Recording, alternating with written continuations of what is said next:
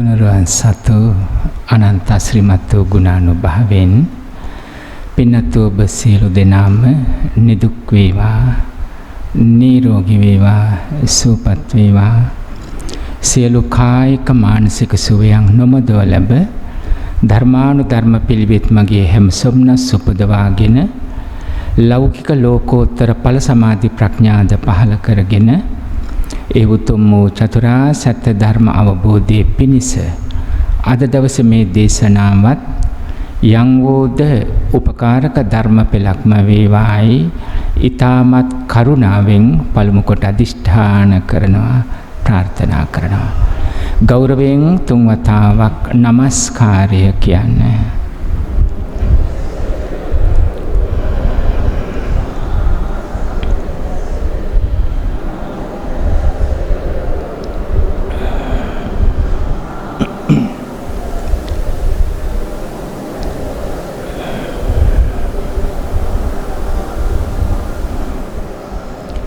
බුද්ධං සරණං ගච්ඡාමි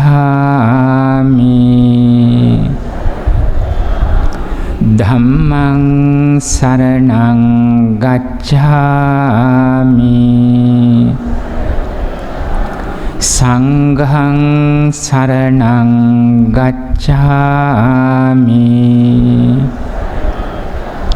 ဒုတိယံ පි බුද්ධං සරණං ගච්ඡාමි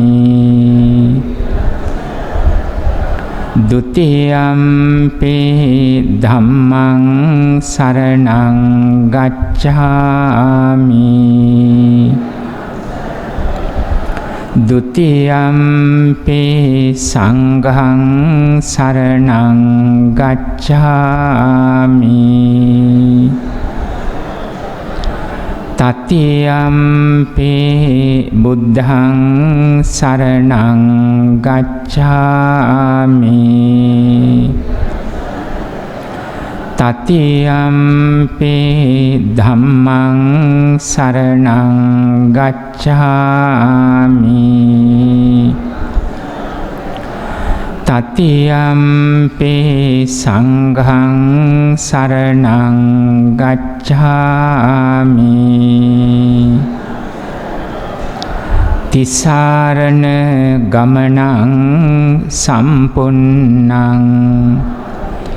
පානාති පාතා වේරමණී සික්ඛාපදං සමාදියාමි අදින්නාදාන වේරමණී සික්ඛාපදං සමාදියාමි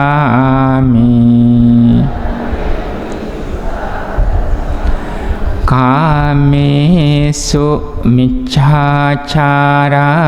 වේරමණී සික්ඛාපදං සමාදියාමි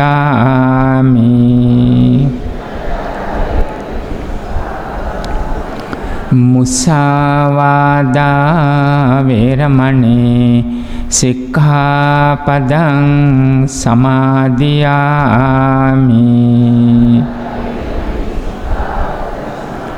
සුරාමේරය මජ්ජපමා දට්ඨානා වේරමණී සික්ඛාපදං සමාදියාමි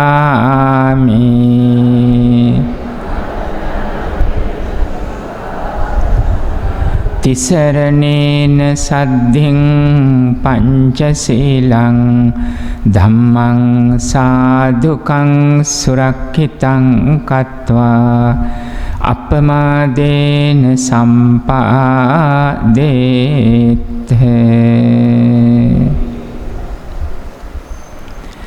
සමන්ත චක්කවාලේසු අත්‍රා ගච්ඡන්තු දේවතා සද්ධම්මං මුනි රාජස්ස සුනන්තු සග්ග මොක්ඛදං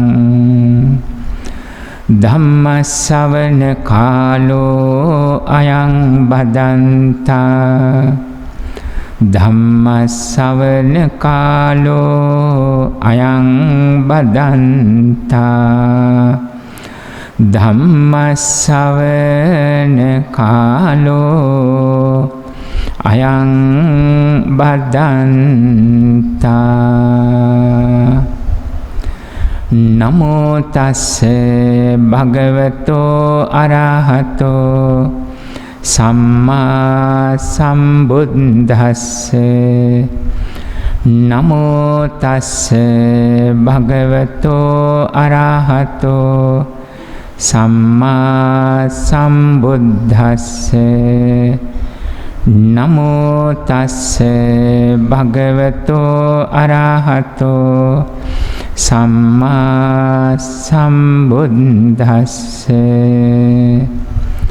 කුම්මෝව අංගානි සකේ කපාලේ සමාදහං බික්ඛු මනෝ විතක්කේ අනිසිතෝ අඤ්ඤමහේට යානෝ පරිනිබ්බුත්තෝ අඤ්ඤ මහේට උපවදෙන උපවදෙය කංචිති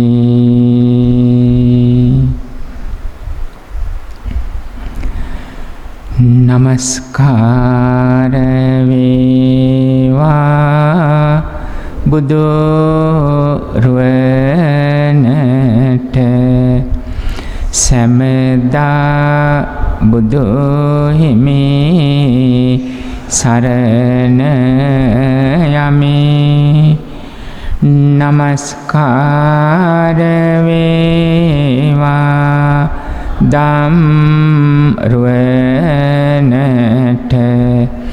සමදා සදහම් සරණ යමි නමස්කාර වේවා සංඝරුවනට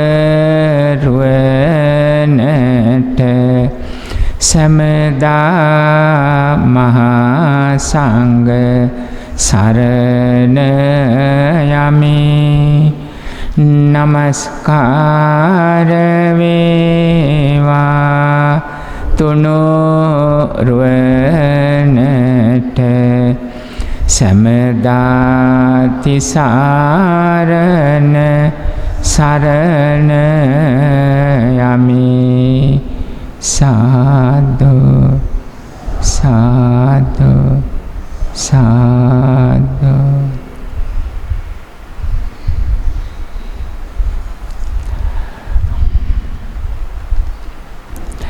සදහවත් පින්වත්නි අද අප සෙනසුනේහි වසාන ධර්ම දේශනා පෙළෙහි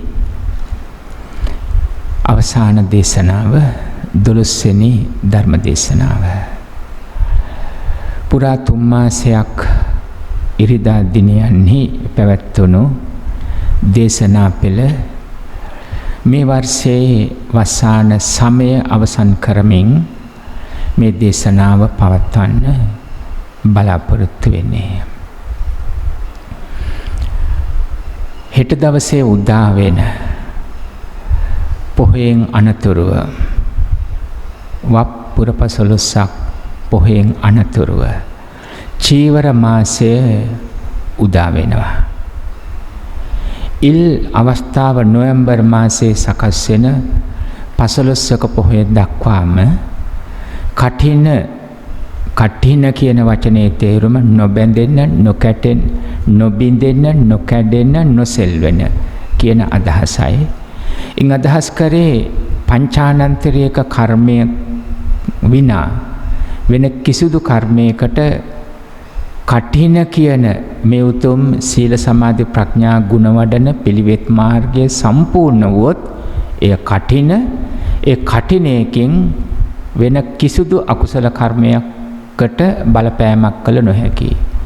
එනම් පංචානන්තරිය කර්ම හැර ඕනෑම කර්මයක් නැති කරන්න, අඩු කරන්න, ඒ අකුසල කර්ම ඉවත් කරන්න පුළුවනි. එන්න මොත්.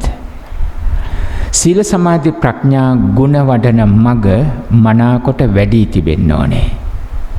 එනිසා පුරා 3 මාසයක් පමණ කාලය පුරා ස්කන්ධ පංචකය උපාදානය නොකර ගන්න අපි සිත සිහිය පුරුදු පුහුණු කොට තිබේ නම් ඒ තමයි දැන් මේ කටින කියන අකුසල කර්ම වලින් පංචානන්තර කර්ම හැර වෙනත් කිසිදු අකුසල කර්මයකින් සොලවන්න බැරි, කඩන්න බැරි, කම්පිත කරන්න බැරි කියන අදහසට කටින පූජාව කියන තැනට එන්නේ.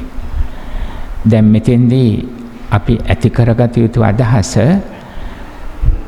සාම්ප්‍රදායිකව මොනතරම් වස්පින්කම්, කටින පූජෝත්සව පින්කම් කළා, සහභාගුණා කියන තැන තිබුණත් මේ කාලය තුළ සීල සමාධි ප්‍රඥා ගුණ වඩලා, එකෙන් අදහස් කරන්නේ ලෞකික ලෝකෝත්තර වශයෙන් ආරෂ්ඨාංග මාර්ගය සම්පූර්ණ වී තිබෙන්න ඕනේ.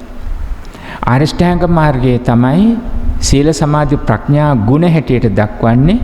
එය බ්‍රහ්මචර්යාව හැටියටත් පෙන්වුම් කරන්නේ. එතකොට දැන් සඳහන් කරනවා නිවන් මඟ ආරම්භ වෙන පළවෙනි අවස්ථාව තමයි සෝතාපන්න කියන අවස්ථාව. ශ්‍රෝතය කියන්නේ කෙලෙස් සැඩපහර. කෙලෙස් සැඩපහරට හසු නොවේ ජය ගන්න අවස්ථාව සෝතාපන්න. ශ්‍රෝතේ ජයගත්තා. කෙලෙස් සැඩපහරට හසු වී ගියොත් එනම් පුරුදු පරිදිම පනවගත්ත අරමුණු සමග ඇසෙන් රූප, කනෙන් ශබ්ද, නාසයෙන් ආග්‍රහණ, දිවෙන් රස, කයින් ස්පර්ශ, මනසින් සිතුවිලි. මේවනේ ජීවත් වෙනවා කියලා කියන්නේ.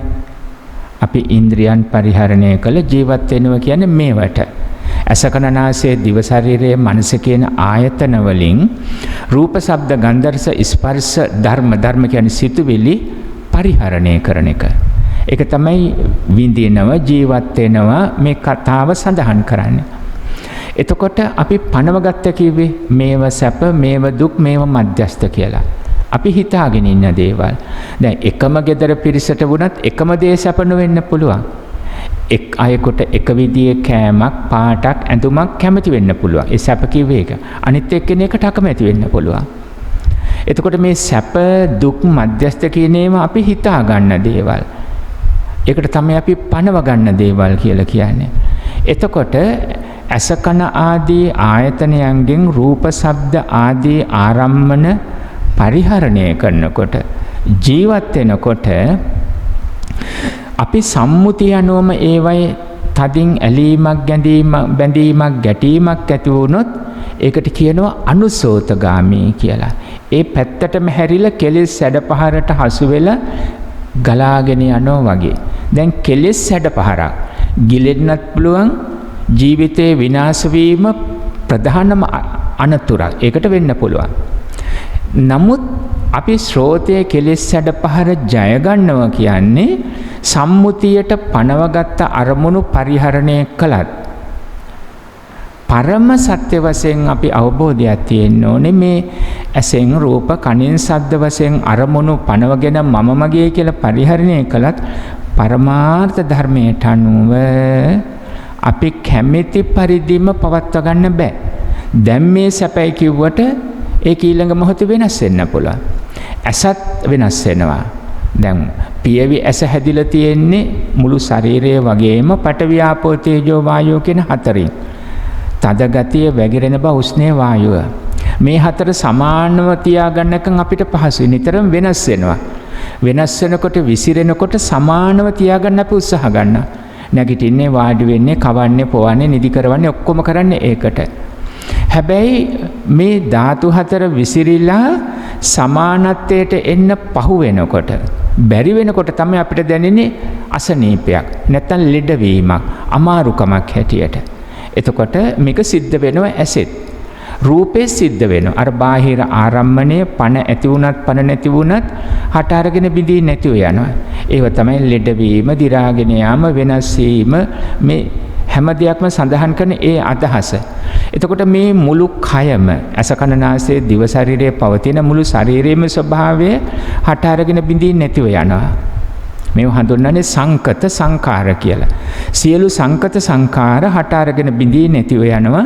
අපි කැමති පරිදි පවත්වා ගන්න බෑ. මේක තමයි පරම සත්‍යය. එතෙන්දී අපි සඳහන් කරන වචන තුන තමයි සියල්ල අනිත්‍යයි දුක්ඛයි අනාත්තයි. දැන් මේ ඔබ දන්න අදහස මේ පෙළ ගස්සනවා. එතකොට අපි පනවගත්ත සම්මුතියට සැපයි දුකයි මධ්‍යස්ථයි කියලා. ඊළඟට මම මගේ කියලා. ඊළඟට ගේ දොර ධන ධාන්‍ය රැකියා ජීවත් වීම ස්වාමියා බින්ද දෙමව්පියෝ දරුවෝ උත්සාහය අදිෂ්ඨානයේ ධෛර්යය අපි සතුට හොයාගෙන දුකට අකමැති මේ ඔක්කොම දේවල් සම්මුතියේ පැවැත්මට. එහෙත් දැන් පරම සත්‍ය කුමක්ද අවබෝධ කරගත්තේ?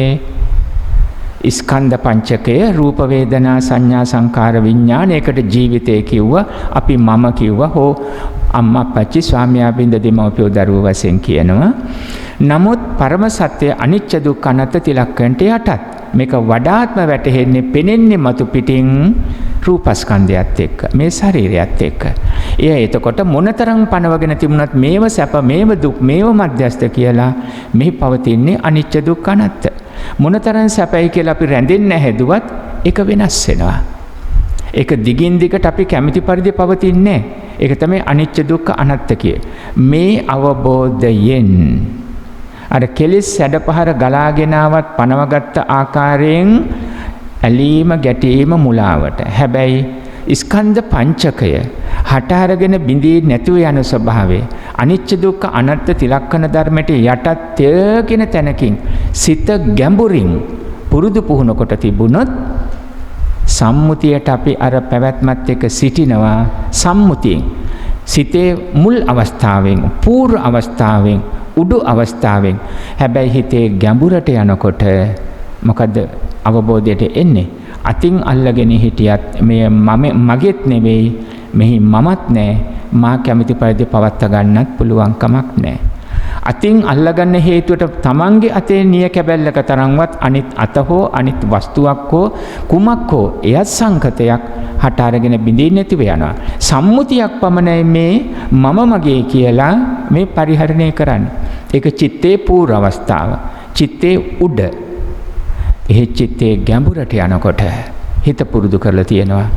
සියල්ල හටගත් වගේම නැතිව යනවා නම් මම කියලා පනවගත් ස්කන්ධ පංචකයත් මෙහි මේ රූපස්කන්ධයත් තව ඕනනම් මේ අතත් ඇඟිල්ලත් නිය කැබැල්ල මේ සියල්ලම හට අරගෙන බිඳී නැතිව යනවා. මේ නිච්ච සුඛ අත්ත නෙමෙයි අනිච්ච දුක්ඛ අනාත්ත. මේකට කියනවා පටිසෝතගාමී කියලා. කෙලෙස් සැඩපහරට හසු වෙන්නේ නැතුව දැන් කොයිතරම් කෙලෙස් ගලාගෙන ආවත් සම්මුතිය ප්‍රබලයි. මේක ලස්සනයි, මේක හොඳයි, මේකට කැමති නෑ, මේක තමයි හොන් විවිධාකාර කලින් කලට කියනවා.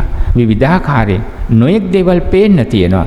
බුදුරජාන් වහන්සේ බුද්ධත්වයට පත් වෙන්න හදනකොට තණ්හා රති රගා කියන ඒ මාර දුවරු ඇවිදිලා විවිධාකාරයෙන් අර උත්සාහ කළේ මේ සම්මුතිය තුලම රඳව ගන්න.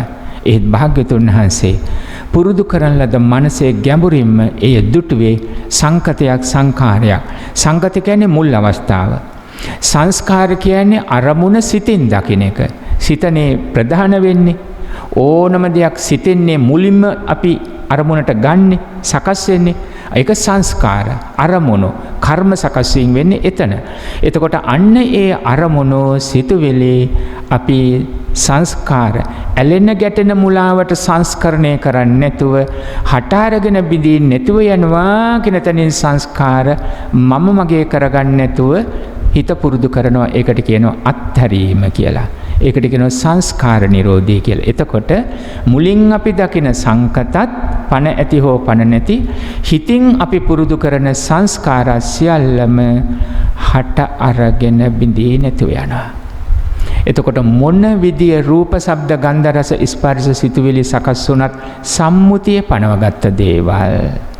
අපි හිතමු 1950 ගණන් වල තිබුණු ආකාරය නෙමෙයි 60 ගණන් 70 ගණන් 80 ගණන් 90 ගණන් 2000. දැන් මේ වන විට මේ පසුගිය අවුරුද්ද 10 20 තුල භෞතික ලෝකයේ වේගෙන් ඉස්සරහට ආවා.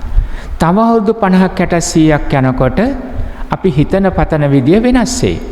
සමහරට තව අවුරුදු 100ක් 150 200ක් යනකොට හැම ගෙදරකටම කුඩා හෙලිකොප්ටර් එකක් තියෙන්න ඉඩ තියෙනවා. හැබැයි එතකොට අපි පණව ගන්නේ සැපයි කියන මේක. දැන් 50 ගණන් වල 60 ගණන් වල ගෙදරකට කරත්තයක් තිබුණා නම් ඒකට කිව්වේ ඒ කාලේ බක්කි කරත්තයක් කියලා. ටිකක් හොඳට ආසන හදපො.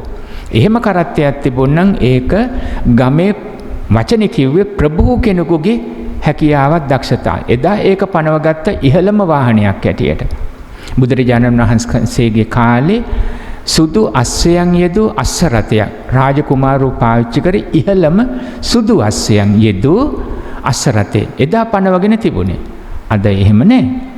අද කුමක්ද කියන එක පැහැදිලියි. තව අනුමාන වශයෙන් ගත්තොත් අපි පණව ගණේවි තව අවුරුදු 100ක් 150 200ක් යනකොට අර හෙලිකොප්ටරේ තමයි ඉහළම වටිනාම වාහනේ. ඒක පණවා ගැනීම.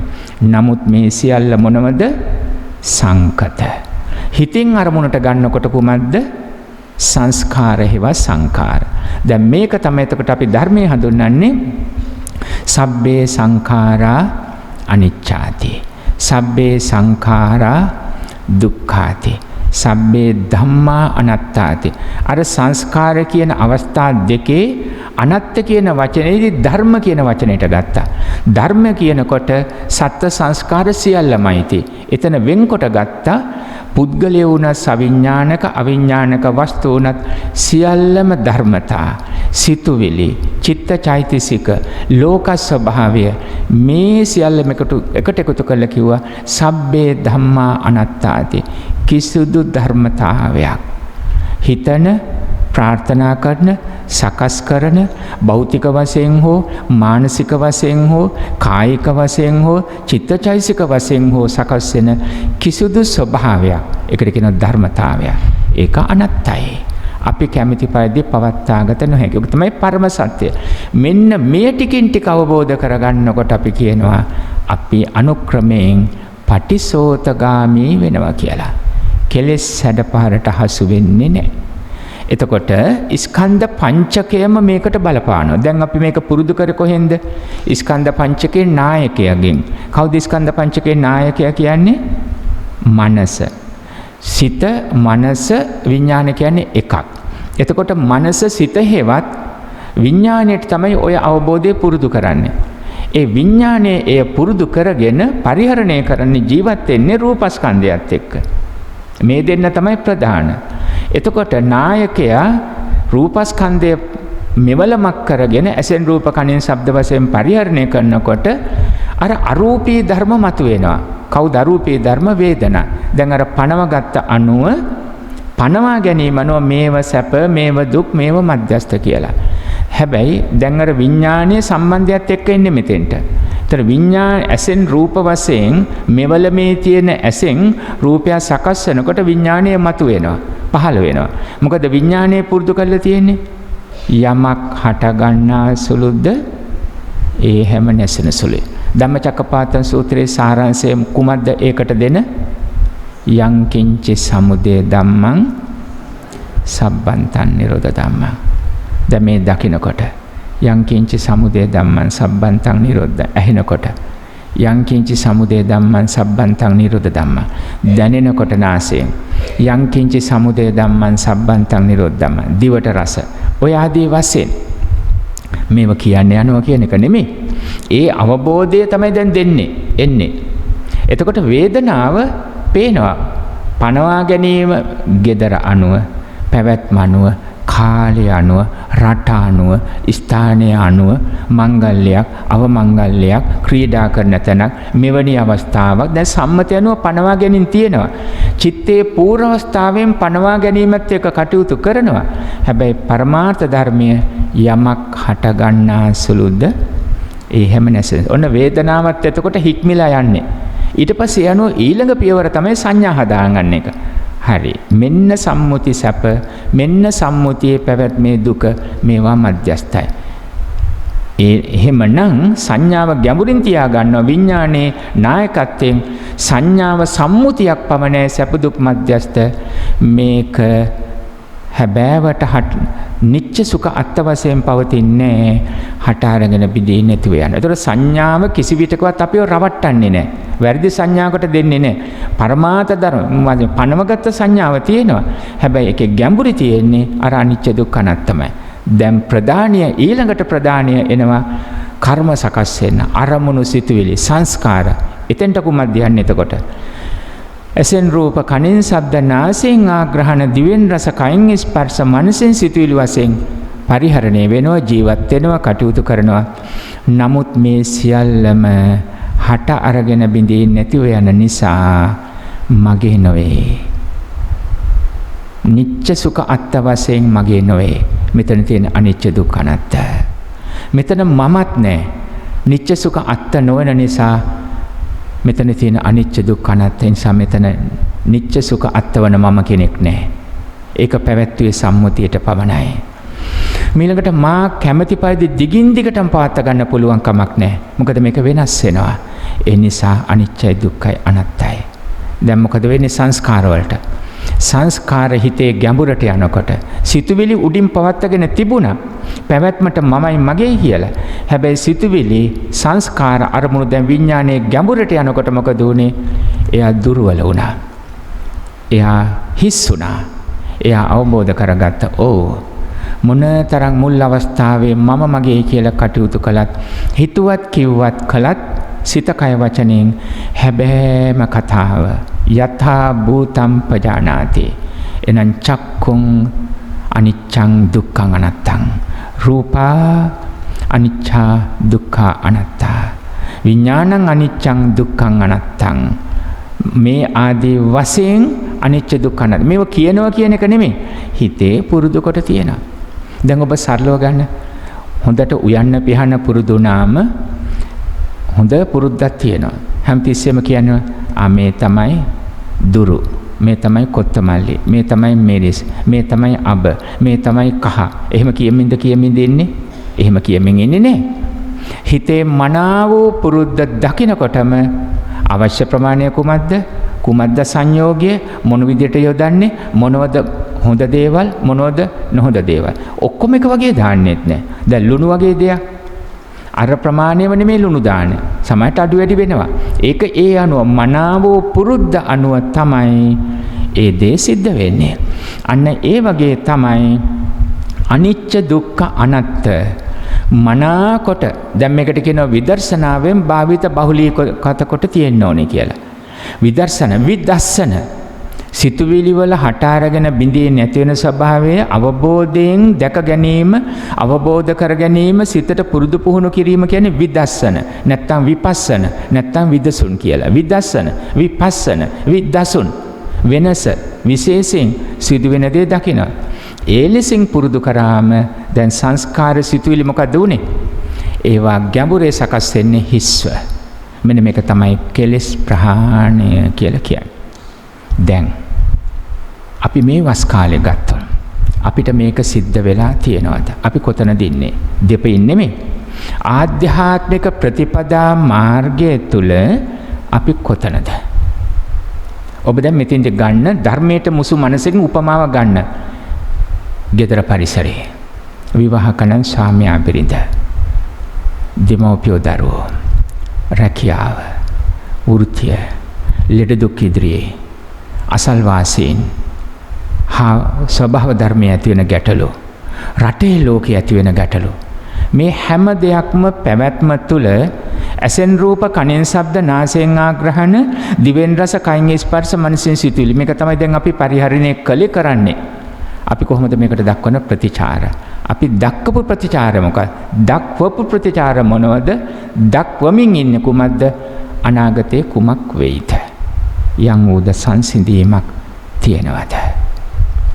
ස්වාමියා බිරිඳ කටයුතු කරනකොට වචන හුවමාරු තරහව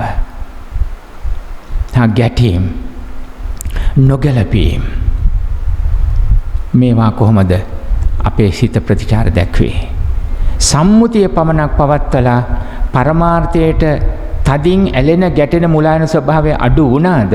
වෙනදට වඩා මේ ධර්මයත් එක්ක අඩු වෙමින් පවතිනවද? එහෙම නැත්නම් වෙනදටත් වඩා වැඩිද? කොහොමද දැනෙන්නේ? දරුවන්ගේ ප්‍රශ්නවලදී, මුණුබුරු මිනිබිරියන්ගේ දේවල් වලදී මොකද්ද දැනුනේ? ඒ තුලින් හිත තුල දැන් සකස් වෙලා තියෙන්නේ තදින් ඇලිලද බැඳිලද ගැටිලද? තවත් කිව්වොත් දැඩි ආසාවද, තරහවද, වෛරයද, අමනාපයද, ඔබ කියන කලකිරීමද, ධර්ම මාර්ගයේ නිබ්බිදා කියන ධර්ම සංවේගය, එතන කලකිරීම කියන හැබැයි ධර්ම සංවේගය. හැබැයි ඔබ සාමාන්‍යයෙන් කලකිරීම කියන පටිගයට මට එපා වෙලා. මට ඕනෙම නැහැ. කොච්චර කලාද? මොකද්ද මේ ජීවිතයේ තේරුම? ඔය කියන තැනද?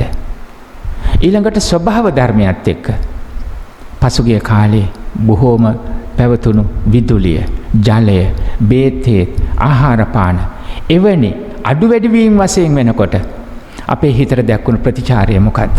බය, ශෝකය, කේන්තිය, අපි දුක් විඳිනවා. එවැනි ආකාරයෙන් ප්‍රතිචාරයක්ද? ඊළඟට විවිධාකාර සමාජීය ගැටලු අහනකොට දකිනකොට අපේ හිත තුල කොහොමද? එහෙමනම් පුරුදු පරිදිම කෙලෙස් වලට හසු වෙලා ගලාගෙන යනවද අනුසෝතගාමි? එහෙම නැතුව අපේ හිත අකම්පිතව පාත්ත ගන්න පුළුවන්කම ලැබුණද? න වේදනං වේදේති සපඤ්ඤෝ සුකම්පි දුක්ඛම්පි බහුසුතෝපි අයංච දීරස්ස පුතුජනේන මහා විශේෂෝ කුසලස්ස හෝති. මේක තමයි අනුසෝතගාමී අසෘතව පෘථග්ජනයගේ ධර්මයට එකතු වෙන පටිසෝතගාමී ශ්‍රාවකයා සම්පූර්ණ වෙනකොට ආර්ය ශ්‍රාවකයාගේ වෙනස. සම්මුතිය තුල වින්දත් හැබැයි කෙලෙස් සකස් වෙන සංස්කාර උපාදානය කරන විදීමකට ශ්‍රුතව ශ්‍රාවකයා යන්නේ නැහැ. මේක තමයි අශෘතව පෘථග්ජන හා බහුශෘත නිවන් මඟ අරුමුණු කරන පටිසෝතගාමී ආර්ය මාර්ගයට ලං වෙන ශ්‍රාවකයාගේ වෙනස. එහෙමනම් අපි කොතනද? දැන් මේ වර කටින වස්තුන් මාසික කාලයත් අවසන් වෙලා යනවා. අපි තවමත් කොතනද? යම් වූ අවබෝධයක් තියෙනවද? සම්මුතියේ සමහර දේවල් බොහෝම ගැඹුරින් ඔබට දැනේ. හිතාගන්න බැරි තරම් ව්‍යාකූල ගැටලු මතුවේ. හැබැයි ඒ සියල්ලම දමනය කරන්න පුළුවන් මම කියලා පනවගත්ත ස්කන්ධ පංචකය අනිච්ච දුක්ඛ අනාත්ම තිලක්කන්ට යට. අර ඇසෙන් රූප කනෙන් ශබ්ද වශයෙන් අරමුණු සකස් වෙනකොට සම්මතයේ පනවගත්ත දේවල් වලට ගැලපෙන්නේ නැත්තම් තමයි ඒක ව්‍යාකූල වුනේ. ආරවුලක් වුනේ. තමන් පනවගත්ත දෙයට ගැලපෙන්නේ. ඒකත් එක්ක ගැටෙනවා. ඒක තමයි ප්‍රශ්නේ. ආරවුල, ව්‍යාකූල බව, මනස ශෝක පරිදේ සකස් වෙන. තමන් සම්මතයේ පනවගත්ත දේවත් එක්ක දේවල් සමග ගැලපෙනව නම් එතන ඉතින් සංසිඳීම. නිදසුණක් ගත්තොත් අපි දැන් මේ ස්ථානට ආවේ පැදුරක් නැතුව තිබුණත් බිම වාඩි වෙලා ඉන්නවා කියන තැනින්. ගැටලුවක් නැහැ. තිබුණා කියලා. හැබැයි ඔබ ආවේ ඔක්කොටම වාඩි වෙන්න හොඳටම පුටු තියලා ඇති. ඇතුළේම තියලා පහසුකම් දීලා ඇත්තේ අපි එතන. එතකොට ඔබට එනකොටම ගැටලුවක් නිර්මාණය වෙනවා. ඔබේ හිත තුළ. ওই විදියට දරුවෝ සාමයා බිරිඳ රට ලෝකයේ ආදී වශයෙන් අපි පනවගත්ත දෙයක් තියෙනවා. හැබැයි අපි දැන් මෙතෙක් විස්තර කරගත්තා ඒව පනවගත්ත දේවල් වුණා සැප දුක් මැදස්ත කියන්නේ අනිච්චයි දුක්ඛයි අනාත්තයි. ඒ නිසා ඒව සම්මුතියක් පමණයි. හිත මෙතෙන්ට පුරුදු කරාම අර සම්මත ලෝකයේ පවතින ඕනම ගැටලුවක් උනත් ස්කන්ධ පංචකයේ පටන් අනිච්චයි දුක්ඛයි අනාත්තයි කියන තැනකින් ගත්තොත් හිත මනාකොට පුරුදු කොට තිබුණොත් සම්මුතියේ ප්‍රබල ගැටලුවක් වුණා. සමහර විටක හිත එක විටම අසනීපයක් කියලා දැනගත්තොත් ප්‍රබල අසනීපයක් Tamanට හෝ Tamanගේ ප්‍රිය කෙනෙකුට ඒ ගැටලුවක් සම්මුතිය ප්‍රබල වෙන්න පුළුවන්. හිතපු ගමන්ම Tamanට ජීවත් වෙන පරිසරයේ විශාල අඩුවීමක් පරිහානියක් ඔබ කියන කඩා වැටීමක් නැතිවීමක් වෙන්න පුළුවන්. සම්මුතිය ඒක ප්‍රබලයි. ප්‍රිය කෙනෙකුගේම වෙන්වීමක් වෙන්න පුළුවන්. සම්මුති කතාවනෝ ඊටාම ප්‍රබලයි. නමුත් මම කියන පනවගත්ත ස්කන්ධ පංචකයේ ජීවිතයේ අනිච්ච දුක්ඛ අනාත්ත නම් එය ඇසුරු කරගෙනයි අර සියල්ලම සකස් වුනේ.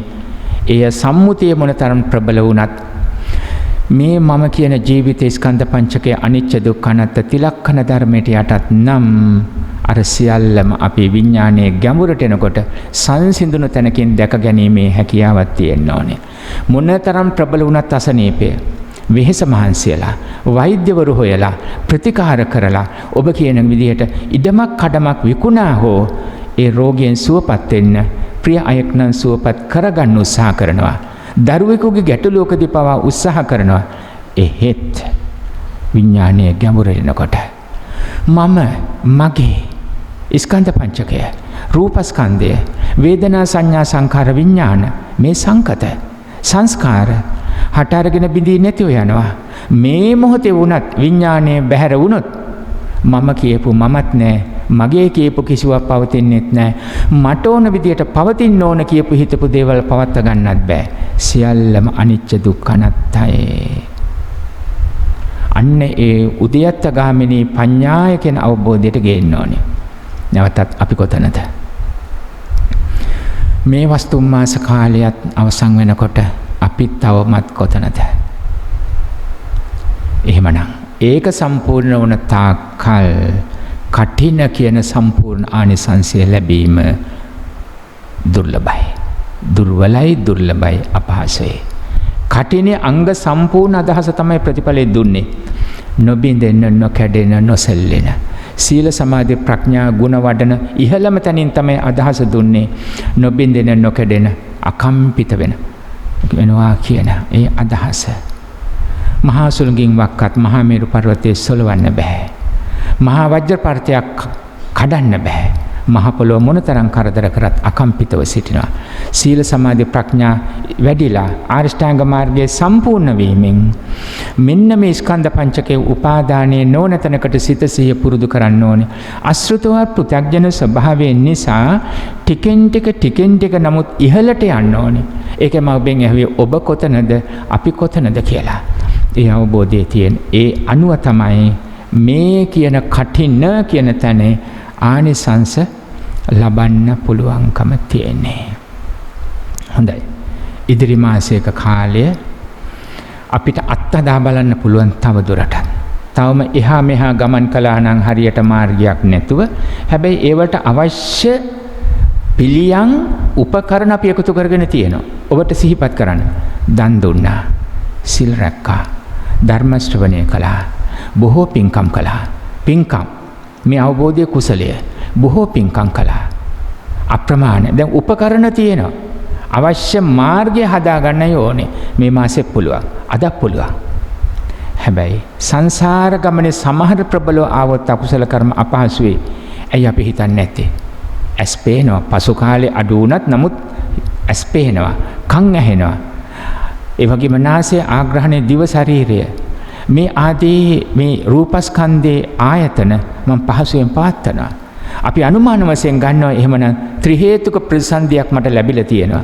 ගිය ජීවිතයේ චුතියට පිනක් උත්කෘෂ්ඨ වෙනකොට ලෝභ දෝෂ මෝහ ප්‍රබල ලෙස යටපත් වෙලා අලෝභ අදෝෂ අමෝහ මුල් කරගෙනයි ඇති වුනේ පටිසන්ධි විඥානයේ සකස් වුනේ. ඒකට කියනවා ත්‍රි හේතුක ප්‍රතිසන්දිය. අපිට ඒක දැනෙනවා. මට ධර්මයේ ටික ටික වැටහෙනවා. ඒ නිසා ත්‍රි හේතුක ප්‍රතිසන්දියකින් උපත ලැබලා තියෙනවා. මට පුළුවනි. අන්න එතනින් අපි දැකගත්තද? ඒ ආධ්‍යාත්මික දියුණුව තියෙනවද? ඒ අනුව තමයි කටිනේ ප්‍රතිඵල ලැබෙන්නේ. මම මාතෘකා කළේ සංයුත්ත නිකායේ සඳහන් කුම්මෝපම සූත්‍ර දේශනාව. මේ සූත්‍ර දේශනාවත් බොහෝ වාර ගණනාවක් දේශනා කොට තියෙන සූත්‍ර දේශනාව. කුම්ම කියලා කියන්නේ ඉදිබුවට. ඉබ්බා කියලා කියන්නේ ඉදිබුවා. භාග්‍යවතුන් වහන්සේ ආමන්ත්‍රණය කරනවා භික්ඛවේ. භික්ඛු භික්ඛුණී උපාසක උපාසිකා කියන සිව් පිරිසටම ආමන්ත්‍රණය කරනවා. මහණෙනි ඔබට කතාවක් කියනවා. මොකද ඒ කතාව? පෙර දිනක හැන්දෑ යාමේ ඉදුබියෙක් ගොදුරු සොයාගෙන ගන්තර හැසිරෙනවා. ඈත සිටම සිවලෙක් මේ ඉදුබුවා දකිනවා. සිවලා හෙමින් ඉදිබුවා වෙතට ලං වෙනවා. මම ඉදිබුවාව දැහ ගන්නවා, ගොදුරු කර ගන්නවා කියන අදහස එනයි. සිවලා සෙමින් තමන් වෙතට ලං වෙන බව ඉදිබුවා දකිනවා, දැනගන්නවා. ඉදිබුවට ඇති ආරක්ෂාව කුමක්ද? ඉබි කටුව. මිනිස්සෙකුට තියෙන ආරක්ෂාව ඔලු කටුවද? නෑ, ඔලු තියෙන අය නම් ඉන්නවා. ඔක්කොටම. හැබැයි මිනිස්සෙකුට තියෙන ආරක්ෂාව සිහිය. සතර සතිපට්ඨානේ උගන්වන සති සම්පජඤ්ඤය තමයි මිනිස්සෙකුට තියෙන සිහිය. මේ ධර්ම කතා උගන්වන. ඉදිබුවා තමාට ඇති ආරක්ෂාවෙන් ප්‍රයෝජනය ගන්නවා. එනම් හිසත් පා හතරත් ඉදිරියේ සහ පිටුපස මේ පහම ඉබි කටුවේ ඇතුළට හුවාගෙන බොහෝ වෙලාවක් රැඳී ඉන්නවා. සිවලා පැමිණ ලංව සිටිනවා හිස හෝ කුමන හෝ අවයවයක් පාදයක් එළියට දැමුවොත් කඩාගන්නෙමි දැහැගන්නෙමි කියන අදහසින්. එනමුත් ඉදිබුවා මනාවෝ සිහිය පිහිටුවාගෙන එකද අවයවයක් හිසේ පටන් එළියට නොදමා ඔහු රැඳී සිටිනවා. බොහෝ වාර වේලාවක් බලා සිටි සිවලා ඉදිබුවා අත්තර යන්න යනවා. මේ කතාව මුල් කරගෙන බුදුරජාණන් වහන්සේ දේශනා කරන මහණෙනි ඔබට ඇති ආරක්ෂාව එනම් සතියයි සති සම්පජඤ්ඤයයි සිහිය පිහිටවන්න. කුම්මෝව අංගානි සකේ කපාලේ. එනිසා ඉදිපුවා මුළු ශරීරයේම අර ඉබි කටුව ඇතුළට අරගෙන ඒ ජීවිතය ආරක්ෂා කළා වගේ තමගේ වෙන්න ගිය කරදරෙන් බැහැරුණා ඉවත් වුණා වගේ සමාදහම් බික්කු මනෝ විතක්කේ බික්කු බික්කුණී උපාසක උපාසිකා කියන සිව් පිරිසටම කියනවා ඔබ රැකෙන්න ඕනේ හිතත් එක්ක. ඔබ ආරක්ෂා වෙන්න ඕනේ හිතත් එක්ක. හිත ආරක්ෂා කළොත් ඔබෙත් ඔළුවත් රැකේ, අත් දෙකත් රැකේ, දෙපාත් රැකේ, ස්කන්ධ පංචකයම රැකේ. ඒ නිසා රැක ගන්න ඕනේ සිත. භාග්‍යවතුන් වහන්සේගේ දේශනාව සමාදහම් බික්කු මනෝ විතක්කෝය. අනිසිතෝ අඤ්ඤ මහේට යානේ කුමන හෝ අරමුණු ආවොත් ඇසෙන් රූප කනෙන් ශබ්ද නාසයෙන් ආග්‍රහණ දිවෙන් රස කයින් ස්පර්ශ මනසෙන් සිතුවිලි වශයෙන් දැන් අපි මෙතෙක් විස්තර කළ අර පටිසෝත ගාමී ස්වභාවයට අනුව සිත සිහිය පිහිටවන්න. ඒක තමයි අර සතර සතිපට්ඨානයේ සිහිය පිහිටනකොට පෙන්වම් කළේ කායේ කායානුපස්සී විහෙරතේ ආතාපි සම්පජානෝ සතිමා විනේය ලෝකේ අවිජ්ජා දෝමනස්සං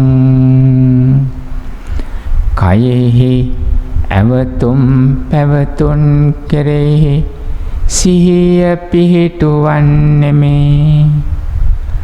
කෙලෙස් තවන වීරෙන්ද අනිච්ච දුක්ඛ අනත්තනං වූ තිලක්කනයට යටත් කොට දකින සිහියෙන්ද යුතුයයි.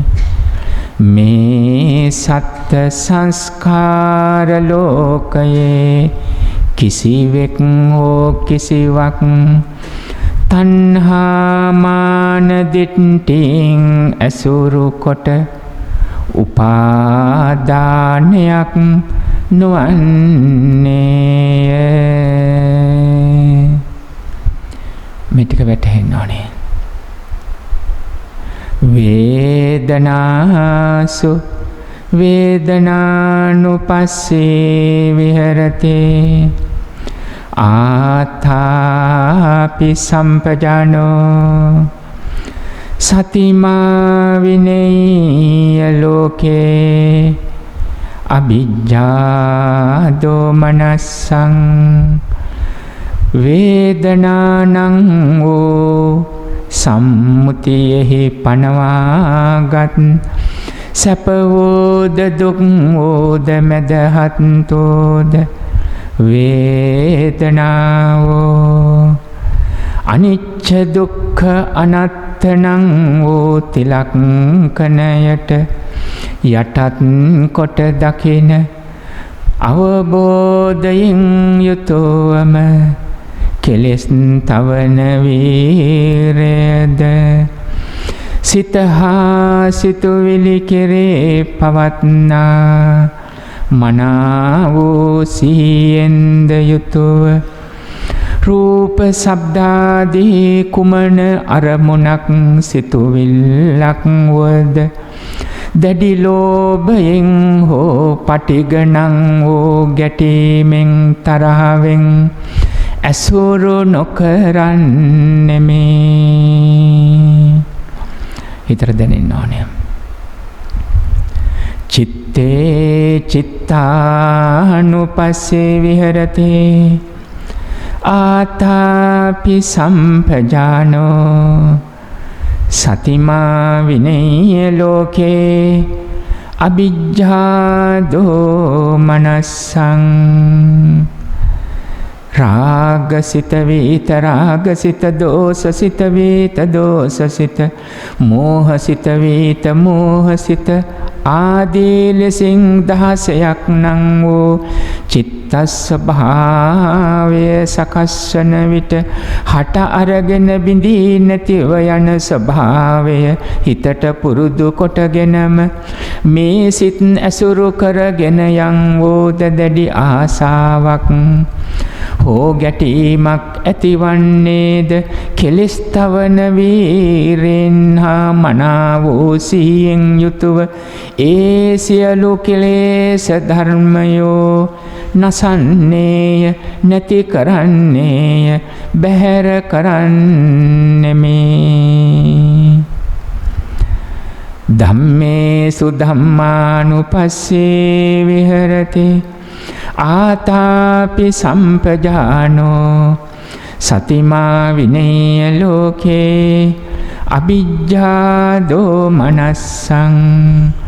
ධර්මතානම් පංච නීවරණ ධර්මයයි ධර්මතානං ස්කන්ධ පංචකයයි කාමච්ඡන්ද ව්‍යාපාද තීන මිද්ද උද්ධච්ච කුක්කුච්ච විචිකිච්ඡානං වූ නිවන් මඟ අහුරන කෙලෙස් මඟ නිසා සතර අපාය සකසන මේ කාමච්ඡන්දනං වූ නීවරණ ධර්මයෝ බැහැර කරන්නට ඉටාගන්නෙමි.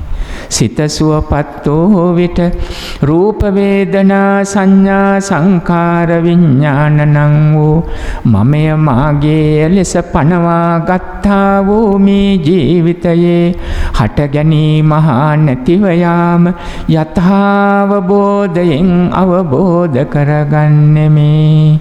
සම්මුතියෙහි ඇස මගේ වුවද පනවාගත් රූපය සැප වුවද අනිච්චයි දුක්ඛයි අනත්තයි පුරුදු කරන ලද සිතින් යුතුව තමා කෙරෙන් හෝ බාහිර අරමුණද කෙලෙස් නැසෙන ආකාරයෙන් සිහිපත් කරන්නෙමි. මේ නිසා ස්කන්ධ පංචකය මුල් කොටගෙන සම්මුතියේ පනවාගත් කිසිදු ආරම්මණයකට ලෝභයක් හෝ ගැටීමක් දැඩි ලෝභයක් හෝ විෂම වූ ලෝභයක් පටිඝයක් තරහවක් වෛරයක් අමනාපයක් ක්‍රෝධයක් ඊර්ෂ්‍යාවක් බද්ධ වෛරයක් පරිගැනීමක් ඇති නොවන ආකාරයට සිත මෙහෙයවන්නෙමි. ඇති වුණා වූ දැඩි ලෝභාදී කෙලෙස්ද පටිඝාදී ක්ලේශ ධර්මයෝද නසන්නෙමි සංසිඳවන්නෙමි. මේ තමයි සතර සතිපට්ඨානය. ඊටාම කෙටියෙන්. දැන් ඔබ කොතනද ඉන්නේ? මේ ඊටාම සරල ඔබට පෙන්වුම් කරේ. මේ මම සජ්ජායනා කරපු වචන ඔබට ඕනේ නැහැ.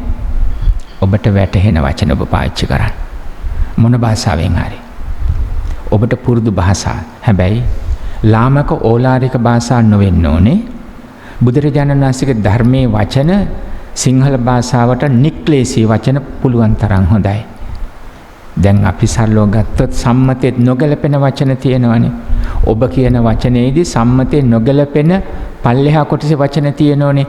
තේරෙන්න ඕන නිසා සඳහන් කළොත් සමහරු කේන්ති ගියාම පාවිච්චි කරන වචන. ඒකට ඒවා කෙලෙස් සහිතයි. සම්මතේ හොඳ වුණත් දැඩි ආසාව ඇති වෙන වචන තියෙනවනේ. එතකොට ඒ වයනුත් බැහැර වෙන්න ඕන. හැකිතාක් දුරට නික්ලේශී වදන් පෙළක් ගන්න ඕනේ. එතකොට ඒක විතක්ක ਵਿਚාරණ. මනසෙන් හිතනවා. නික්ලේශීව හිතන්න ඕනේ. ඒව තමයි විතක්ක ਵਿਚාරයෙන් වචනට පෙරලෙන්නේ. ඒකට කියනවා වචී සංස්කාරය. අර දැන් ස්කන්ධ පංචකය අනිච්ච දුක්ඛ අනාත්ම ධමයට යටත් කොට හිතුවනම් අපි ඉගෙන ගත්තනේ වේදනා සංඥාත් සංඛාරත් ඒ අනුව සකස් වෙනවා. එතකොට මනෝ සංස්කාර නික්ලේශී. ඒ අනුව විතක්ක ਵਿਚාරයට ගේනවා. එතකොට වචී සංස්කාරත් නික්ලේශී තැනට එනවා. ඒ අනුව ආස්වාස ප්‍රස්වාසයෙන් අපිට ජීවත් වෙන්න ක්‍රියාකාරීකම් වලට ආස්වාස ප්‍රස්වාසය ඕන.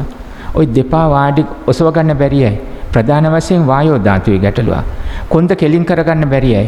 ප්‍රධාන වශයෙන් වායෝ ධාතුවේ ගැටලුවක්. වායෝ ධාතුව එක්ක වැඩි එක්ක අඩුයි. ඒ නිසා මෙතන දක්වනවා ආස්වාස ප්‍රස්වාසය තමයි කාය සංස්කාර කියලා. දැන් අපි හිතමු අපිට නැගිටින්න වාඩි වෙන දුවන්න ගමන් කරන පාදයේ ඔසවන්න හඳුන්වන්නේ කාය විඤ්ඤාප්තිය කියලා. කාය සංස්කාරයේ ආස්වාස ප්‍රස්වාසය මුල් කරගෙන කාය විඤ්ඤාප්තිය එතෙන්දී මනසට පුරුදු කරනලද මනසෙන් දැම්මට කකුල ඔසවන්න ඕනේ. ඉස්සරහට යන්න ඕනේ. තබන්න ඕනේ. කය මෙහෙවන්න ඕනේ. ඒක ෂණයකින් විඥාණයෙන් දෙනවා. මේක මෙහෙම වෙන්න ඕනේ කියලා. දැන් ඔතෙන්ට උදාහරණයක්. ලොකු ගින්දරක්. දැඩි සම්මතය පතෙන් සර්පයෙක් මතුරුත් මොකද වෙන්නේ? ඉක්මනින්ම විඥාණය කියන පරිස්සං එක්ක පස්සට පයින්නෝ නැගිටිනෝ එහාට යනවා. අන්න ඒ වගේ කාය විඤ්ඤාප්තිය. කාය විඤ්ඤාප්තිය සකස් කරනකොට එයාගේ උදාහරණය තමයි දැන් අපි යමක් අදින්න නම් ලණුවක් නූලක් කඹයක් වගේ ආස්වාස ප්‍රස්වාසය දෙන්න ඕනේ. හුස්ම ටික හිරුණොත් මොකුත් කරන්න බෑනේ. දැන් පෙනහළු වල හાર્ට් එක හදවතේ ආස්වාස ප්‍රස්වාසය අඩු වුණත් වැඩි වුණත් නැගිට ගන්න බැරි වෙයි. පපුව අල්ලගෙන වාඩි වෙයි. කතා කරගන්න බැරි වෙයි. ආස්වාස ප්‍රස්වාසය ප්‍රබලයි. ඒක කාය සංස්කාර. ඒ නිසා වේදනා සංඥා වලින් මනෝ සංස්කාරය චිත්ත සංස්කාර නිවැරදි කරගන්නවා. විතක්ක ਵਿਚාරයෙන් ගලපල ධර්මයට අනුව වචී සංස්කාර සකස් කරගන්නවා. ආස්වාස ප්‍රස්වාසයෙන් කාය සංස්කාර සකස් කරගන්නවා ගමන් කිරීම. දැන් නික්ලේශී තැනකට එනවා. නික්ලේශී තැනකට ඇවිදින්න දැන් ඔබ නැවතත් මේ සතර හතිපට්ඨානයේ අවශ්‍ය නැ සජ්ජායනාව ගේනවා. අර හතර හතිපට්ඨානෙ. මේක තමයි මනාකොට සිහිය පිහිටුවීම කිව්වේ. දැන් ඉදිබුවාට ස්වභාවයෙන් ලැබුණු ආරක්ෂාවෙන් ඉදිබුවාගේ ගති ලක්ෂණ එයා ප්‍රයෝජනය ගත්තා. මිනිස්සෙකුට දැන් අපි වචනයක් ගත්ත නිවන් මගේදී ත්‍රි හේතුක ප්‍රතිසන්දියක් අනුව අවස්ථාවක් අපිට ලැබුණ කියලා අපි හිතමු. බුදු උතුමෙක් විනා හරියට ඒක කියන්න බැරි වෙයි. හැබැයි අපි එහෙම හිතමු. ඒ අනුව දැන් අපිට අවස්ථාව ලැබිලා තිබෙනවා නම් අපිට පුළුවන් ස්කන්ධ පංචකයේ අනිච්ච දුක්ඛ අනාත්ම තිලක්ෂණ ධර්මයට යටත් කොට සම්මත ලෝකයේ පනවා ගැනීම නිසා අනුසෝතගාමී වෙන්නේ නැතුව සිංහලෙන් කිව්ව දුවන්නම් වාලේ දුවන්නේ නැතුව හැරෙන පැත්තට වැල ගහන්නේ නැතුව සකස් කරන්නේ නැතුව සමාජයේ හැරෙන පැත්තටම සම්මතයේ පුළුවන් හැබැයි ධර්ම මාර්ගය තුල රැඳී සිටීමෙන් ලෝභ දෝෂ මෝහ යටපත් කරමින් අවිජ්ජා දෝම විනීය ලෝකේ අවිජ්ජා දෝමනස සත්‍ය සංස්කාර ලෝකේ දැඩිව ගන්න ඇලීම ගැටීම සංසිඳනවා කියන අදහසින් සම්මතයේ පමණක් පස්පව් දස කුසල් බැහැර කරගෙන ඒක ගැටලුවක් නැහැ. ඒක සමාජ සම්මතය. හැබැයි නිවන් මඟ තුල ලෝභ දෝෂ මෝහ සංසිඳන ස්කන්ධ පංචකේ උපාදාන නොකර ගන්නවා කියන හැඟීමෙන් යුක්තව එලෙස පුළුවන්. ඒ අනුව අපිට අනුසෝතගාමී නොවි ලෝභ දෝෂ මෝහ ආදී කෙලෙස් වලට හසු වෙන්නේ නැතිව නිවනට බාධාවක් වෙන්නේ නැතිව සතර පායට වැටෙන මාර්ගයෙන් බැහැර වෙලා පටිසෝතගාමී කියන මාර්ගය තුල සිහිය පිහිටවන්න පුළුවන්කම ලැබෙනවා. ගත්ත උදාහරණය හතර හතිපට්ඨානේ සිහිය පිහිටවනවා කියන දේ. දැන් මේ අහන්නේ මේ කාලය තුල මේ වන විට අපි තුල ඇතිවෙච්ච මේ හැකියාව තියෙනවද? ආධ්‍යාත්මික දියුණුව තියෙනවද? ඔබ එකතු කරගෙන තියෙන දේවල් ගොඩක් තියෙනවා. පුංචි කාලේ ඉඳලා පූජා කරපු මල්, බෙදපු දන්, හා කරපු පින්කම්, ඇවිදපු ස්ථාන, කරපු වන්දනා, සහභාගී වෙච්ච කටින පින්කම් ඕනෑ තරම්. මේ ඔක්කොම උපකරණ තියෙන්නේ. දැන් මේවා අනවශ්‍ය කැලී අයින් කරන්න. ඒ කිව්වේ මම මේ පින්කම් කරනකොට මට ගොඩක් අය හිටියේ මේ අය. මම මේ වගේ දේවල් කරා. ඒක කවුරුවක් කරපු එකක් නෙමෙයි. එහෙම නැත්තම් මම බලාපොරොත්තු විදියට වුණේ නැහැ. මගේ පොඩ්ඩක් එතන හිත රිදුණා. එහෙම නැත්තම් මං හිතුවටත් වඩා හොඳින්ම කරා. ඒක මතක් වෙනකොට අනිත් අයටත් වඩා කොච්චර හොඳට කරා. ඒ නැති වුණ මම තමයි හොඳටම කරේ. විවිධාකාරයෙන්.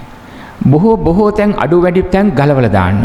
ගලවලා හිතින් අත්හරින. අත්හන කියුවේ හටගත්ත සියල්ල නැති වෙනවා. ඒ උපකරණයක් පිළිවෙත් ක්‍රියාදාමයක් පමණයි අර පින්කම කියන තැනින් මම කළේ. මගේ හිත තුල සකස් වුණාද? පිරිස ආවනම් හොඳයි. හැබැයි නාම කියලා ගැටලුවකුත් නැහැ. විශාල පිරිසක් ආවයි කියලා තණ්හාමාන දිට්ඨියත් නැහැ. එයට අවශ්‍ය අංගෝපාංග උපකරණ අඩු වැඩි කියලා අවශ්‍ය ප්‍රමාණයට තියෙන එක හොඳයි.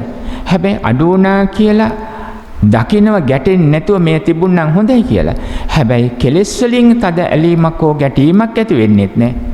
මගේ හිත තුළ හැකිතා දුරට අත්තරිනවා කියන එතන කියන්නේ ඡාගෝ පටිනිස්සග්ගෝ. මම මුල් කරගෙන ස්කන්ධ පංචකයේ උපාදානය කරගෙන තදින් ඇලෙන ගැටෙන ස්වභාවයකින් තොරව මට සිත සිහිය පිහිටවන්න පුළුවන්කම ලැබුණා.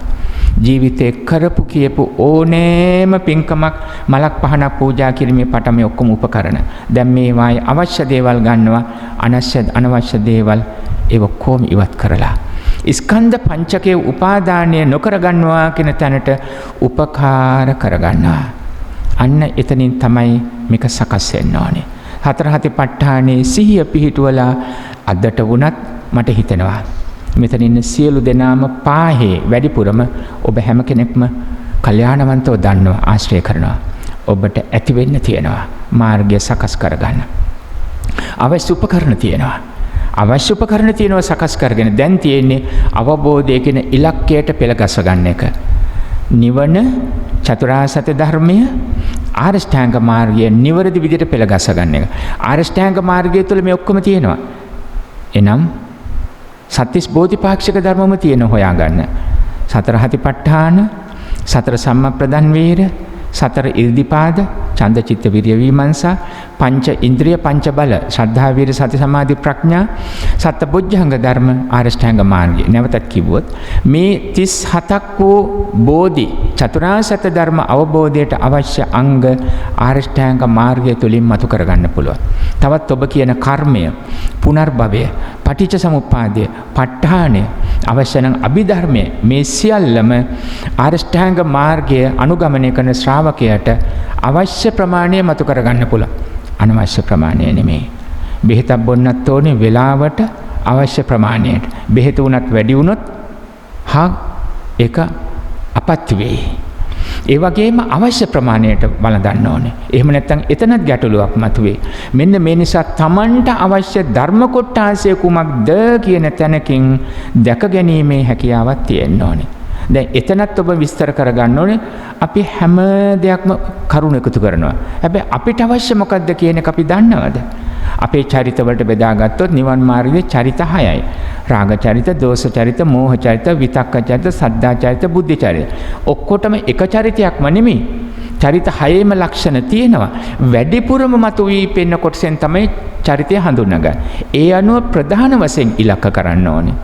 දැන් සත්කමක් කරනකොට වැඩිපුර හෘදය රෝග තියෙන අයට එතෙන්ට ඉලක්ක කළා තමයි බලන්නේ. ඒ වගේම දියවැඩියා වගේ ප්‍රධාන වැඩිපුර තියෙන ඒක ඉලක්ක කරලා බලලා තමයි බලන්නේ මේකට කොහොමද කියලා. මේ දේ පිළිබඳව තියෙන ඒ වගේ ප්‍රධාන පවතින රෝග ඉස්සෙල්ලා ඉලක්ක කරලා බලනවා. ඒක කොහොමද සනීප කරගන්නේ කියලා. ඉන් අනතුරුයි. චරිතයේ වැඩිපුරම රාගයේද, ද්වේෂයේද, මෝහයේද, විතක්කයේද කියන විසිරුණු සිත අරමුණකට ගන්න බෑ. මෝහයටපත් වෙනවද? ඒ වගේම ශ්‍රද්ධාව තියෙනවද? පැහැදුණු බව, ප්‍රඥාව පවතිනවද? ධර්මයේ පරමාර්ථ ධර්ම වශයෙන් තේරුම් ගන්න. ඒ අනුව සිත සිහිය පිහිටවල අවශ්‍යයි. දැන් අවසන් කොටස. භාග්‍යවතුන් වහන්සේ දේශනා කරන ඉදිබුව රැකුනේ මනාව සිහිය පිහිටනකොට අපිට පුළුවන්කම ලැබෙන්න ඕනේ. තස්මාතිහ භික්ඛවේ ඉන්ද්‍රියසු ගුත්ත ධාරා විහරාය. ඒ නිසා මහණෙනි, භික්ඛු භික්ඛුණී උපාසක උපාසිකා සිව් පිරිසට මාන්දරණය කරනවා ඉන්ද්‍රියන්හි වැසූ දොරපියන් ඇතුව වාසය කරන්න. කුමද්ද ඉන්ද්‍රියන්හි වැසූ දොරපියන් ඇතුව වාසය කරනවා කියන්නේ? S2 වහගෙන ඉන්න එකද? S2 වහගෙන ඉන්න එකද? නෑ. S අවශ්‍ය වෙලාවට ඇරියට බැලුවට පෙවුනට කමක් නෑ. අර පරමාර්ථ ධර්මයට අනුව ස්කන්ධ පංචකය. ස්කන්ධ පංචකයේ සීපත් කරන රූපස්කන්ධයේ ඇසත් මේකේ තියෙනවනේ. ස්කන්ධ පංචකයේ අනිච්ච දුක්ඛ අනාත්ම තිලක්කන්ට මෙනෙහි කරනකොට පේනවා. සම්මුතියට මම මගේ වුණාට පරමාර්ථ ධර්ම වශයෙන් නිච්ච සුඛ අත්ත නෙවෙයි. අනිච්ච දුක්ඛ අනාත්ත. මේක තමයි ඇසේ ඉන්ද්‍රියෙහි වැසීම. කනත් නාසයත් දිව ශරීරයත් මනසත් ඒ වගේ. කෙලෙස් සකස් නොවන තැනට විනේය ලෝකේ අවිජ්ජා දෝමනස. එතෙන්ට එන්න ඕන. එතකොට සඳහන් කරනවා යම් විටක අශ්‍රුතව පෘථග්ජන ස්වභාවයෙන් යත්තාදි කරන මේනං චක්වින්ද්‍රෙන් අසංමුතං විහරන්තා අවිජ්ජා පාපක අකුසල ධම්ම අන්වාස වේයුන් තස්ස සංවරය පටිපජ්ජත. යම් විටක නිමිති අනුනිමිති වශයෙන් අරගෙන අශ්‍රුතව පෘථග්ජන ස්වභාවයට ඇසෙන් අවිජ්ජා දෝමන දැඩි ආසාවක් හෝ දුම්නසක් පටිගයක් අමනාපයක් ආවොත් තස්ස සංවරාය පටිපජ්ජත. එහි සංවර. ඒ කියන්නේ ඇස් දෙක පියාගෙන කනේ වහගන්නවා කියන එක නෙමෙයි. එතන නෙමෙයි. හිත පරමාර්ථ ධර්මයට අනුව ස්කන්ධ පංචකය. මම රූපස්කන්ධය, ඇස, රූපය, විඥානය නැවතත් මම හට අරගෙන බිඳී යනවා. මම මගේ කියලා පවත්ත ගන්න බැහැ. නිච්ච සුඛත්ත වෙන්නේ සම්මුතිය අනිච්ච දුක්ඛ අනාත්ම තිලක්කන අවබෝධයෙන් යුක්තව සම්මුතියට ස්වාමියා බින්ද දෙමව්පියෝ දරුවෝ ගහකොළ ගේදර ඔබ කියන්නේ ඉගෙනීම රැකියාව විවාහය දරුවෝ යුතුයකම් ගිහි ජීවිතවල වුණත් මේ සියල්ල සිද්ධ කරනවා චිත්තේ පූර්ව අවස්ථාවෙන්. ඒ සම්මතයයි, ඒ පැවැත්මයි, ඒ වෝහාරයි. නමුත් විඥානයේ ගැඹුර මගේ හිත තුළ ගැඹුරින් සකස් වෙන්නේ කුමක්ද? හට අරගත්ත වගේම නැතුව යනවා. සම්මුතියට මට ප්‍රසන්නයි. හැබැයි ඒ ප්‍රසන්න බව තුළ කාමෙන්, රාගෙන්, රතියෙන්, නන්දියෙන්, අවිජ්ජාවෙන් දැඩිව ඇලිලා විඥාණය ව්‍යාකුල කරගන්නේ නැහැ. ඒකමයි මට ඕනේ. ඒකෙන් නැතුව බෑ. ඒකමයි මගේ ජීවිතේ ආත්මය. එහෙම වෙන්නේ නැහැ. හට අරගෙන බිඳී නැතුව යනවා. සියක් ආයු තියෙන්නේ ඕනම මොහොතක් අවසන් මොහොත වේ. පැවැත්ම තුල සම්මුතිය තුල අපි පවත්වන ඔබ මගේ මම ඔබේ මම කැමති මේ මගේමයි මේ කැමති නෑ. ඒකේ තරහ වෛරය නෙමෙයි. පැවැත්ම තුල මේ ගැළපෙන්නේ නෑ, කැමති නෑ. නමුත් කැමතියි කියලා තද ඇලීමකුත් නෑ, ගැටීමකුත් නෑ. සම්මුතිය තුල ඔබ ස්වාමියා බින්ද දෙමව්පියෝ දරුවෝ ආදී වශයෙන් ලංව සුසුමට සුසුමක් ගැටෙනා මොහොතක ජීවිතය පාත්වනවා. රැකියාව, ඉගෙනීම මේ සියල්ල උත්සාහයෙන් පරාක්‍රමයෙන් නොපුසුපට උත්සාහයෙන් කටයුතු කරනවා. එහෙත් විඥානයේ ගැඹුර කුමක්ද? ප්‍රකටව පේන්න ඕනේ. චිත්තපටි සංවේදී අස්ස සිස්සාමිති සික්ඛති. චිත්තපටි සංවේදී පස්ස සිස්සාමිති සික්ඛති. අරමුණ ප්‍රකටව දකිනවා.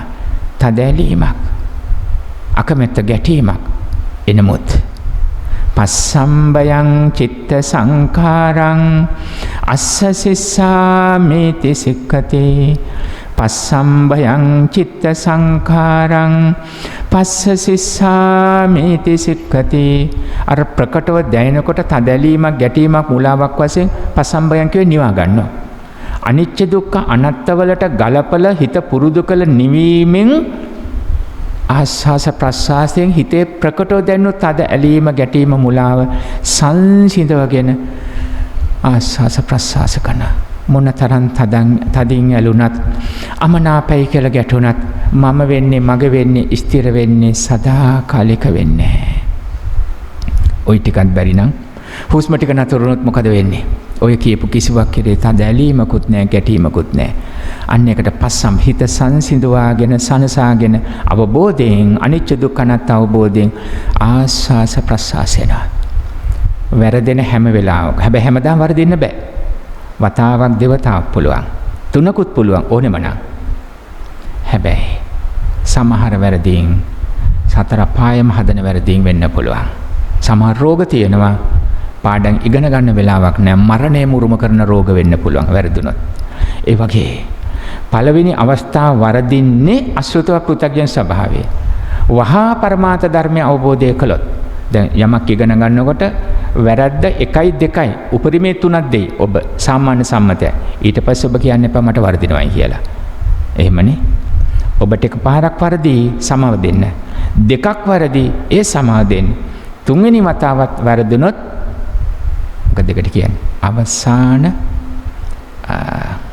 අනතුරු ඇඟවීම. ඊට පස්සේ වරද්ද ගන්න එපා. මොකද දැන් වැරදි දෙපාරක් වරද්දගෙන දන්නවා දිනවේ. නැවතනොත් වර්ධිනගෙන ඔබ වරද්ද ගන්න පැත්තට යනවා කියන එකයි. හැදෙන පැත්තට එන්න. ස්කන්ධ පංචකය අනිච්ච දුක්ඛ අනාත්ම තිලක්ෂණයට යටත් කොට දකින්න. අන්න එතකොට හරි පැත්තට යනවා අඩු වැඩි වශයෙන්.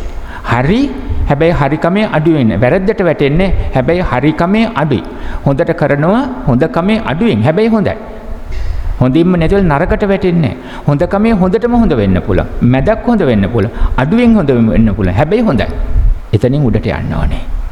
මම මේ කියන දේ පැහැදිලිනේ. මේක තමයි ඇසෙන් රූප දැකලා කනෙන් ශබ්ද අහලා ආදී වශයෙන් සංවරයට එන්නේ. එහෙම වුණොත් මායя බලාගෙන ඉඳලා මායя කොහෙද ඉන්නේ? අපේම හිත ළඟ ඇසුරු කරගෙන ඉන්නවා. එයා අයින් වෙනවා. මෙයා වැරදුනාට මෙයා එකෙන් ගැලවෙනවා. මෙයා වැරදි හදා ගන්නවා. මෙයා එතනින් ඉවත් වෙනවා. මායя අපිව අත්හැරලා යනවා. එතකොට අපිට දැනෙනවා. ඊටාම වැරද්දක් එන්න හදනකොටම දැනෙනවා. අපේ වැරද්ද ඉවත් වෙනවා. සමාහිත හිතක් සති සම්පජඤ්ඤේ සිත මනාකොට සකස් වෙන්න පටන් ගන්නවා. මේ තමයි ඉදිපුවා උපමා කොටගෙන අපට දෙසූ දහම. එනිසා කටින පූජ්‍යසවේ ආනිසංස ලබන්න මේ අවුරුද්දේවත් අපි කොතනද? මේ මගට આવොත් භාග්‍යවතුන් වහන්සේගේ දේශනාවන මරුව ඉවත් වීම යනෝ සතර අපාය ඉවත් වෙන මාර්ගයට අපේ සිත සකස් කරගත්තා කියන අදහසයි. ඔබට දීර්ඝායු වේවා. අපි කවුරුන් හෝ අවසාන රාත්‍රියටද මේ ලං වෙන්නේ කියලා කොහොමද කියන්නේ? අන්න ඒ නිසා මනාකොට සිත සිහිය පිහිටුවාගෙන මේ කටින පූජෝත්සවය කියන තැනින් යම් වූද ආධ්‍යාත්මික දියුණුවකට එන්න. ගෙදර ගියාම කතා කරන්න. ස්වාමියා බිරිඳ දෙමව්පියෝ දරුවෝ අවශ්‍ය කල්යාණවන්තයෝ ටිකක්වත් කතා කරන්න. කුමක්ද මේ? කුමක්ද දෙසුම? අපි කොහොමද සියල්ල අත්තරන වෙලාවක මොන වගේද? ලෙඩක් දුකක් අපි උරුමයි. මොන විදිහේ දෙයකට මුහුණ පාන්න වෙයිද දන්නේ. අර මරුණට පස්සේ ආදාහනය කරන්නේ කොහොමද කියලා ලියලා තියනවට වඩා ඒක ඕන විදිහක සිද්ධ වුණාද? ගහක් යට වැටුණත් සතුන්ට පණුවන්ට සකස් සම්මතයට කිව්වට වරදක් නෑ. හැබැයි ඊට වඩා වැදගත් වෙන්නේ මරණයටපත් වෙන්නේ ඉස්සෙල්ලා දුගතිය බැහැර වෙලා සුගතිය උරුම වෙන්න. මෙතන සුගතිය ස්වර්ග මොක්ෂ කියන තැන නිවන අරමුණු කරන තැනට අපිට පුළුවන් ද සිත සිහිය පිහිටුව ගන්න. Tamanට හැකි වෙනකොට මම ඔබට ලෙන්ගතුයි ඔබටත් පුළුවන්ද? ඔබට හිසේ වේදනාවක්වත් ඇති වෙනවට කැමති නෑ. ඒ නිසා මම කැමති මම වගේම ඔබත් මේ කතා කරන ඔබ ස්වාමියා බින්ද දෙමව්පියෝ දරුවෝ ආදී වශයෙන් ඔබවත් අනේ දුගතියක නම් වැටෙන්නේ නැති වෙන්න ඕනේ. ඔබේ හුස්ම පවා මට දැනෙනවා. උණෙහිම් බිරිසාවක් ඇති වුණත් හොඳට දැනෙනවා මට වගේම ඔබේ ස්වභාවය. දුගතියකට නම් වැටෙන්න එපා. මෙන්න මේ ස්කන්ධ පංචකේ උපාදානය නොකරන අනිච්ච දුක්ඛ අනාත්ම තිලක්ෂණ ධර්මයට යටත් කොට දකින ප්‍රතිවේදේන මාර්ගයට අපි එකතු වෙමු. සාකච්ඡා කරන්න. ධර්ම මාර්ගයට එකතු වෙන්න. එය බුදුරජාණන් වහන්සේගේ අනුශාසනය අපගේත් ඔබට දෙන්න පුළුවන් කාරුණික වූ කල්යාණවන්ත වූ අනුශාසනය එයයි. අප හැමතෙම ඒ උතුම් ධම අවබෝධ වේවා. උතුම් නිවනම අරමුණු වේවා. ආකාසට්ඨා ච බුම්මට්ඨා දේවානාගා මහිද්దికා පුඤ්ඤන්තං අනුමෝදිත්වා චිරං රක්ඛන්තු ශාසනං. ආකාසට්ඨා ච බුම්මට්ඨා දේවානාගා මහිද්దికා පුඤ්ඤන්තං අනුමෝදිත්වා චිරං රක්ඛන්තු දේශනං. ආකාසට්ඨා ච බුම්මට්ඨා දේවානාගා මහිද්దికා පුඤ්ඤන්තං අනුමෝදිත්වා චිරං රක්ඛන්තු ලෝක සාසනං. සදහවත් පින්වත්නි, අද පැවැත්වුණු ධර්ම දේශනා පෙළෙහි අවසන් දේශනාව වස් කාලයේ අප වෙහෙරේ 12 වෙනි දේශනාව නිමා කළේ. අද දවසේ දායකත්වය සිදු කළ පින්නතුන්ලා වෙනුවෙන් සෙත් පතන්නත් මියගිය ඥාතීන් වෙනුවෙන් පුණ්‍යානුමෝදනා සිද්ධ කරන්න බලාපොරොත්තු වෙනවා. මානෙල් සමරකෝන් මහත්මිය, නිහාල් සමරකෝන් මහත්මයා, ඒ දූ දරුවන් දූ පුතුන් සහ සසංක තෙරණි රජිකා සහ විජය යන මුණුබුරු මිනිබිරියන් විසින් දායකත්වයේ දරනවා. පින්කමේ දායකත්වය දරමින් බලාපොරොත්තු වෙනවා විහාරස්ථානයේ නායක ස්වාමින් වහන්සේ ඇතුළු සියලු ස්වාමින් වහන්සේලා හැට සෙත් ප්‍රාර්ථනා කරනවා. පවුලේ හැමට පැමිණ සිටින සියලු දෙනාටම සෙත් ප්‍රාර්ථනා කරනවා.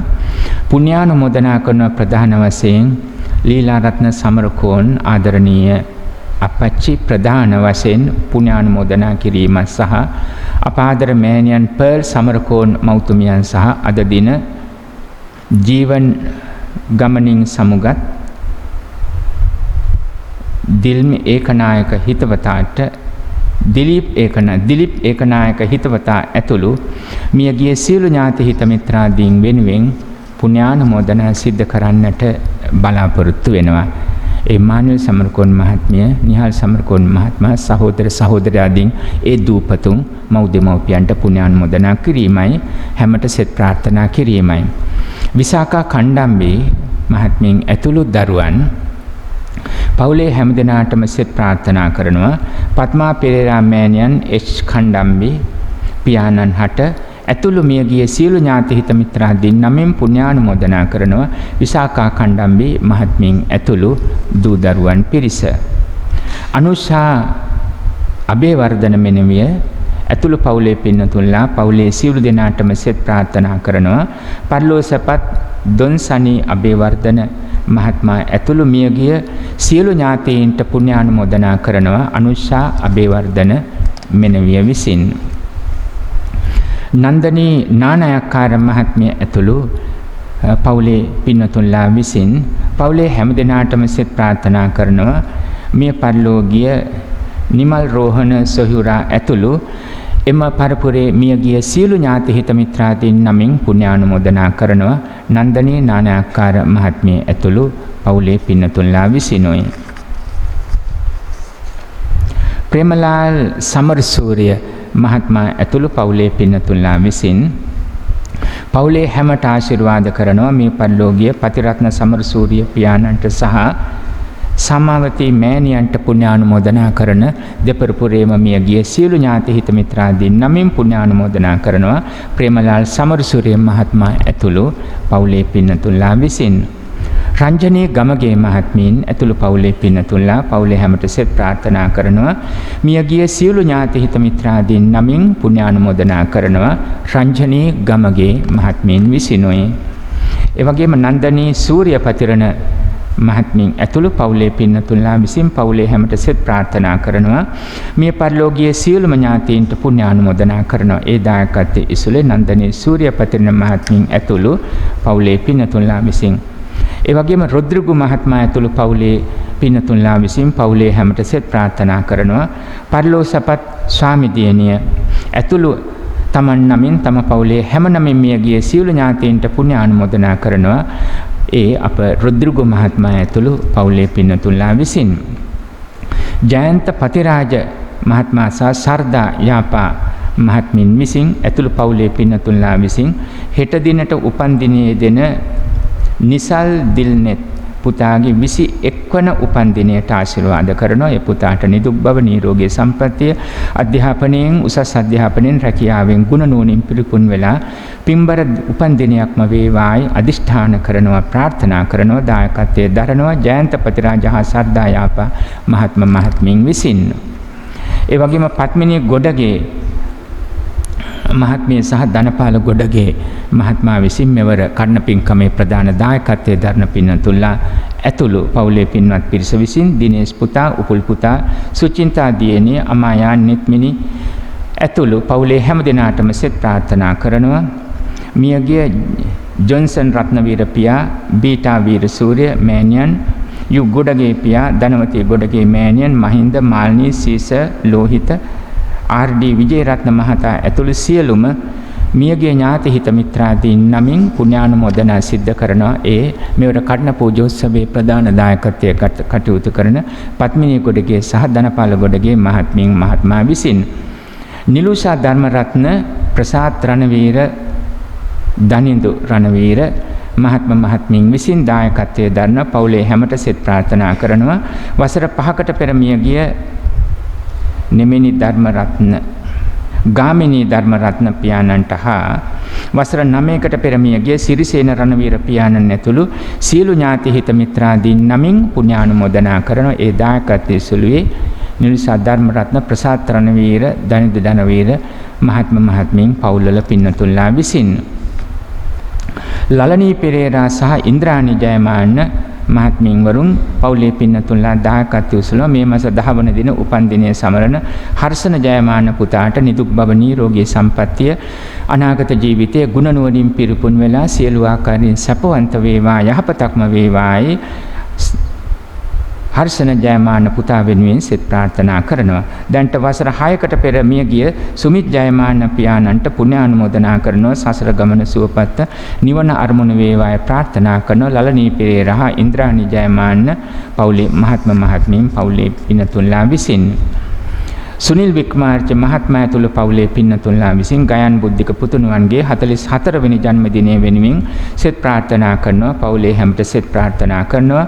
ගයන් බුද්ධික පුතාගේ 44 වෙනි ජන්මදිනය වෘත්තීය කටයුතු පවුල් ජීවිත කටයුතු සඵල වෙලා දහමින් සුවපත් වෙලා නිදුක් නිරෝගී සුව සම්පන්නියෙන් සියලු සනසිල්ල වේවායි ගයන් බුද්ධික පුතා ඇතුළු පවුල්වල හැම වෙනුවෙන් සෙත් ප්‍රාර්ථනා කරනවා.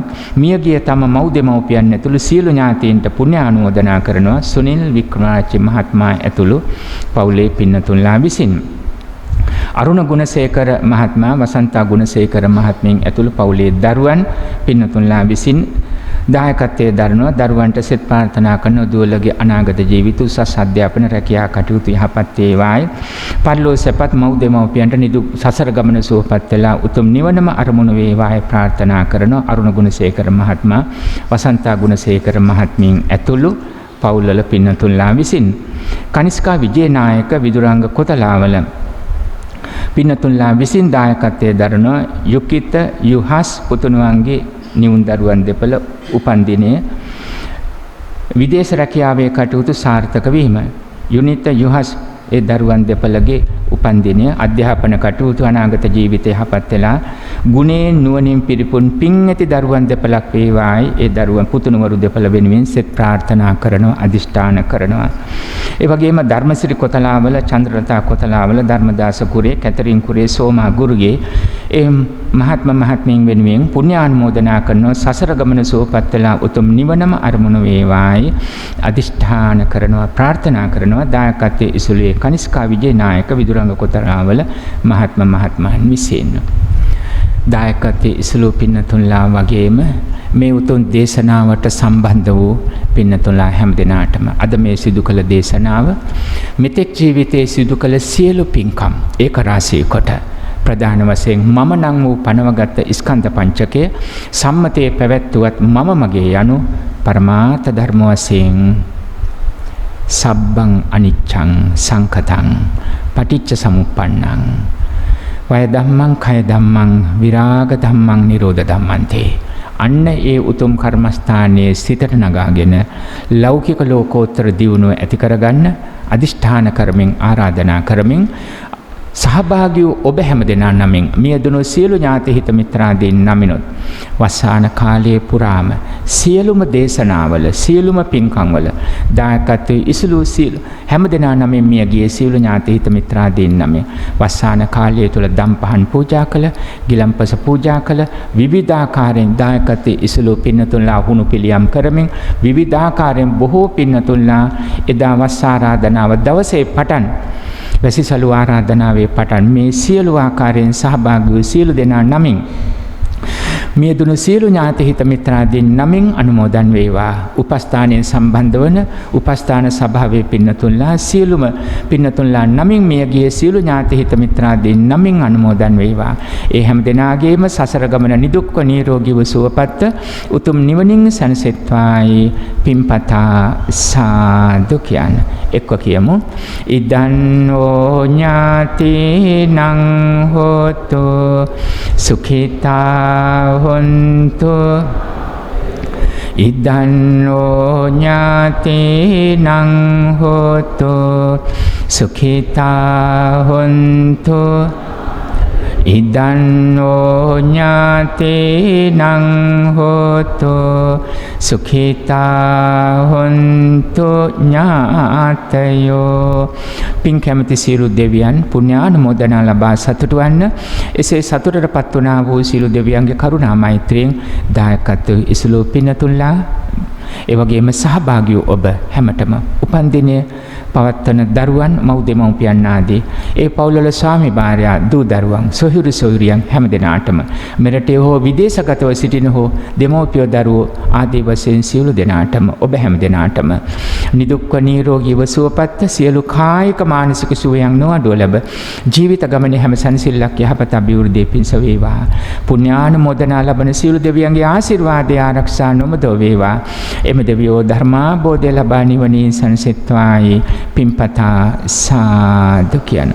අවසන අප හැමතෙම ඒ උතුම් චතුරාර්ය සත්‍ය ධර්ම අවබෝධයෙන් අමා නිවන් පිණිසම මේ දේශනාවත් මේ වස්සාන කාලයත් ඉදිරියේදී සිදු කරන්නට බලාපොරොත්තු වන උතුම් වූ කටින පූජා පින්කමෙන් ලැබෙන මහාර්ගණං වූ ඒ කුසල ධර්මයෝද උපනිශ්‍රය වේවායි.